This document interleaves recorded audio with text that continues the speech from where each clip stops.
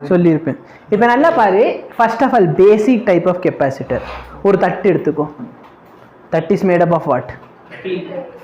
Steel metal. கரெக்டா? இப்போ நான் என்ன பண்ணுறேன், ஒரு மெட்டலில் வந்து சார்ஜை ஸ்டோர் பண்ண ட்ரை பண்ணுறேன். என்ன பண்ணுறேன்? அப்போ இதோட கெப்பாசிட்டன்ஸ் எவ்வளோ இருக்கும்?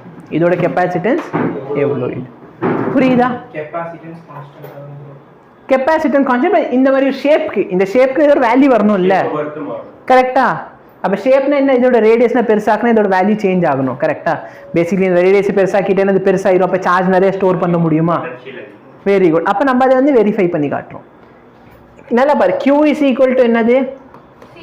CV. அப்போ எனக்கு C வேணும்னா இதுக்கு வோல்டேஜ் எவ்வளோ சார் இருக்கும்? இதில் சார்ஜ் Q இருக்கு. Any difficulty?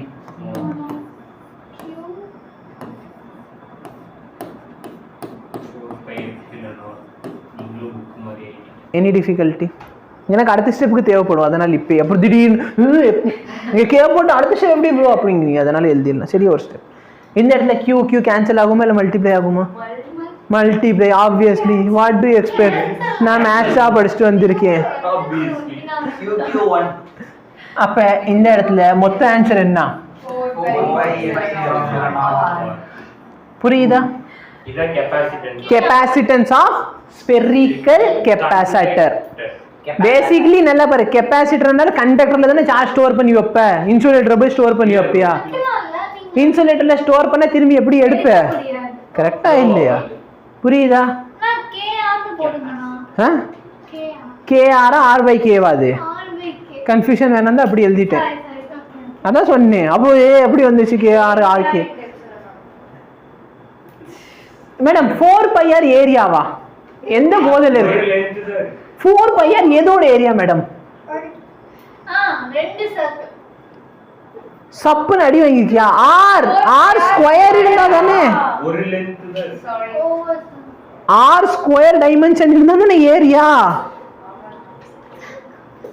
சர்க்கம்ஃபரன்ஸ் என்னடா ஏரியான்றீங்க? சர்க்கம்ஃபரன்ஸ் யாரா நீங்க? புரியுதா?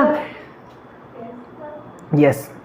வாழ்க்கை நல்லா போகுது. கெப்பாசிட்டன்ஸ் கண்டுபிடிச்சாச்சு. ஒரு தட்டு எடுத்துக்கோ. அந்த தட்டில் சார்ஜை உள்ளே வச்சுக்கிட்டே இருக்கலாம். வேணுங்கிறப்ப அந்த சார்ஜை வெளியே எடுத்துக்கலாம். சார்ஜ் இல்லாமல் என்னடா இது? அதில் வந்து இண்டிபெண்ட் ஆஃப் சார்ஜ். ஏன்னா கெப்பாசிட்டன்ஸை பொறுத்து.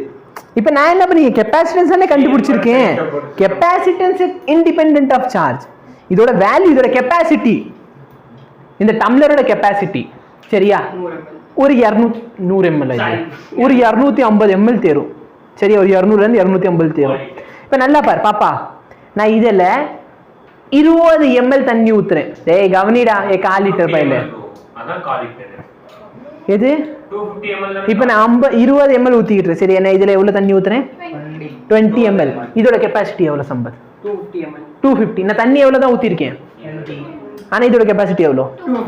நான் 50 ml தண்ணி ஊற்றுறேன். இதோட கெப்பாசிட்டி எவ்வளோ? 600 லிட்டர் ஊற்று. 600 ஊற்ற முடியாது, ஐ எம் சாரி, 90 ml ஊற்றுறேன். கரெக்டா இல்லையா? அப்போ இதோட கெப்பாசிட்டி வந்து இண்டிபெண்ட் ஆஃப் வாட்?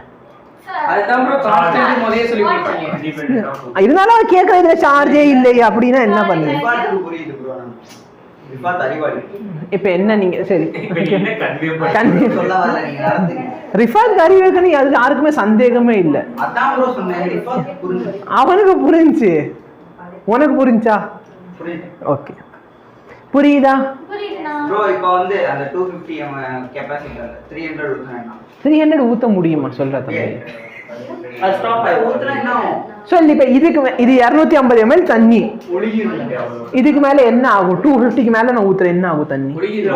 அப்புறம் என்ன பிரச்சனை? அப்ப எவ்வளவு ஸ்டோர் பண்ணி இருக்கு? வோல்டேஜ் லீக் ஆகும், சார்ஜ் லீக் ஆகும். சரியா? புரியுதா? Any difficulty? சரி, இப்போ நல்லா பாரு, அதுதான் நம்ம இந்த வேண்டிகிராஃப் ஜென்ரேட்டர் எடுத்தனா, நீ அதுக்கு மேலே ஒரு குறிப்பிட்ட வேல்யூக்கு மேலே வந்து அது பாட்டுக்கு சுத்த நிறைய சார்ஜ் கிரியேட் பண்ணும், ஆமாவா இல்லையா? ஆனால் அதுக்கு மேலே சார்ஜ் வந்து அது வந்து வெளியே போக ட்ரை பண்ணும்.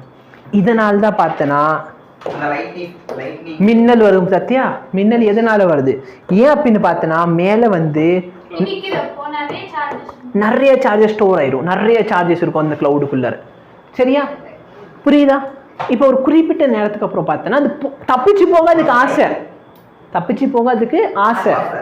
ஆனால் பிரச்சனை என்னன்னா சுற்றி என்ன இருக்குது, ஏர் மாலிக்யூல் இருக்குது. ஏர் மாலிக்யூல் என்னது, நான் இன்சுலேட்டர், நான் என்ன பண்ண மாட்டேன், உடனே அலோவ் பண்ண மாட்டேன். புரியுதா? நல்ல திமிரு பிடிச்சது சரியா?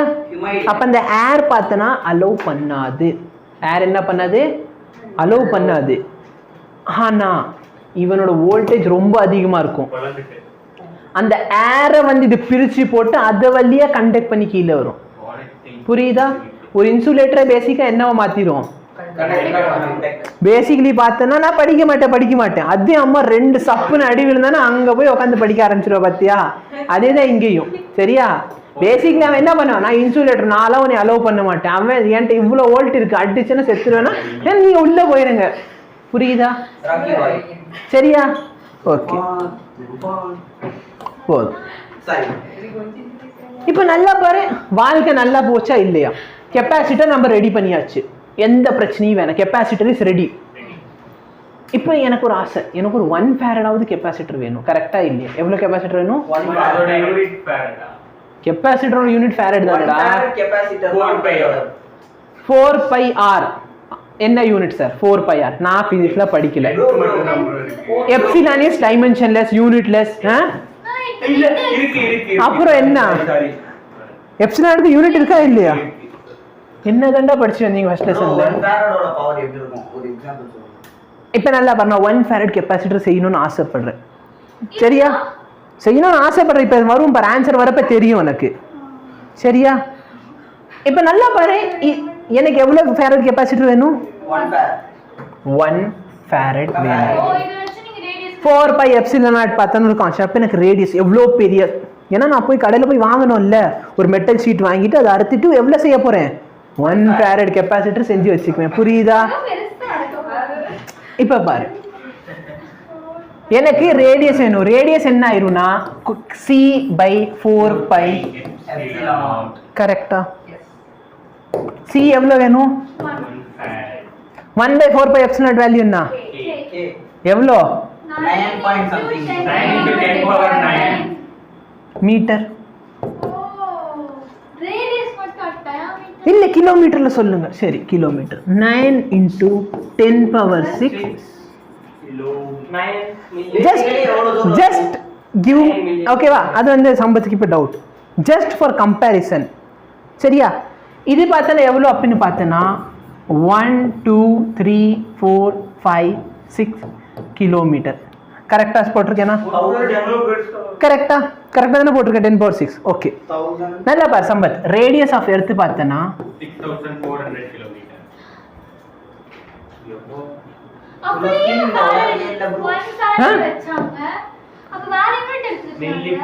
கண்டுபிடிச்சது ஒருத்தவர் இன்னொரு யூனிட் எடுத்துக்குவியா? புரியுது? அதான் நான் ஃபர்ஸ்டே சொன்னேன், 1 farad is a huge unit. அவ்வளோ பெரிய யூனிட் எனக்கு வேணும்னு சொல்றான். சாத்தியமே. புரியுது? எங்க பாரு, அப்ப எர்த்தை விட, ஆமாவா இல்லையா, நல்ல ஒரு பெரிய கத்தி மாதிரி எடுத்து இப்படியே ஒரு ரேடியஸ் போடணும். அப்புறம் ஒரு சர்க்கிள் எவ்வளவு பெருசா வரும். கரெக்டா இல்லையா? சரி, இது ரேடியஸ் வேல்யூ. ஆமாவா இல்லையா? அப்ப நல்லா பாரு, சர்க்கிள் போட போறேன். எப்படி எர்த்த பொழந்துகிட்டு இவ்வளோ பெருசா ஒன்னு போட்டேன்னா என்ன கிடைக்கும் எனக்கு? 1 ஃபேரட். எர்த்தூர் ஓரத்துல கடக்குது பாட்டுக்கு. 1 ஃபேரட் கெபாசிட்டர் ஃபுல்லா இப்போ வந்து எலக்ட்ரிசிட்டி இருக்கு. அத வச்சு இந்த உலகத்துக்கு எத்தனை நாள் கரண்ட் கொடுக்கலாம்? அது வேஸ்ட். அதுவும் நான் சொல்லுவேன் இன்னைக்கு லெக்சர்ல, அதையும் சொல்றேன். சரியா? சரி, பேசிக்கலி நீ யோசிச்சு பாரு, நம்ம எல்லா இடத்துலையுமே பேட்டரி யூஸ் பண்றோம். கரெக்டா இல்லையா? ஏன் கெப்பாசிட்டர் யூஸ் பண்றேன்? நான் ஆன்சர் பண்ணுவேன். Don't worry. ஏன்னா என்ன பாரு, பேட்டரியும் சார்ஜ் ஸ்டோர் பண்ணி வைக்கும், பொட்டன்ஷியல் டிஃபரன்ஸ் இருக்கும், அதுலயும் டிஸ்சார்ஜ் பண்ணும். கரெக்டா இல்லையா? அப்ப கதவை திறக்கணும். What to you expect? கதவை திறக்குறாங்க. ப்ரோ, பேட்டரியே கெபாசிட்டர்னு சொல்லலாமா? நோ, அதுக்கு ரெண்டுத்துக்கும் டிஃபரன்ஸ் இருக்கு. சரியா? ஸோ நான் சொல்லு, பேட்டரி நான் ஏன் கெப்பாசிட்டர் நடத்துறோம்? ஏன் பேட்டரி இருக்குல்ல, கெப்பாசிட்டர் படிச்சிருக்கோம், அப்போ கெப்பாசிட்டர் பேசாமல் யூஸ் பண்ணலாம்ல. சொல்கிறேன்டா, ஏன் கவலைப்படுறேன்?